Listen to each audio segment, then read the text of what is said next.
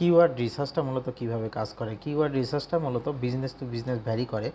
যেমন মনে করেন একটা ডাক্তার, ওর বিজনেস, ও হচ্ছে কীভাবে ক্লায়েন্ট পাবে। তো সেক্ষেত্রে আমরা কী করি, আগে হচ্ছে ওর ওই ক্লায়েন্টের থেকে কিছু কিওয়ার্ড নিই বা কিছু আইডিয়া নিই। তো সেই আইডিয়া অনুযায়ী আমরা হচ্ছে কিওয়ার্ডগুলো আগে রিসার্চ করি। তো ওই কিওয়ার্ডগুলা মূলত রিসার্চ কীভাবে করি, কিওয়ার্ডগুলো রিসার্চ করি আগে ওইটার সার্চ ভলিউমটা দেখি এবং কিওয়ার্ড ডিফিকাল্টিটা দেখি।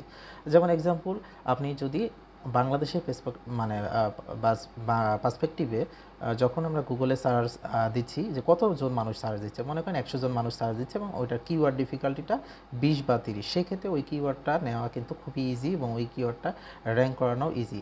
তো সেক্ষেত্রে আমরা কিওয়ার্ড ডিফিকাল্টিটা 35-এর নিচে আমরা দেখি এবং সার্চ ভলিউম যত বেটার হয় বা বেশি হয় তত আমাদের জন্য ভালো, কারণ ওই পরিমাণে মানুষ সার্চ করবে এবং আমাদের ওই কিওয়ার্ডটা র্যাঙ্ক করলে ওই ওয়েবসাইটটা আমাদের পাবে এবং সেক্ষেত্রে ক্লিক থ্রু রেটটাও অনেক বেটার হবে।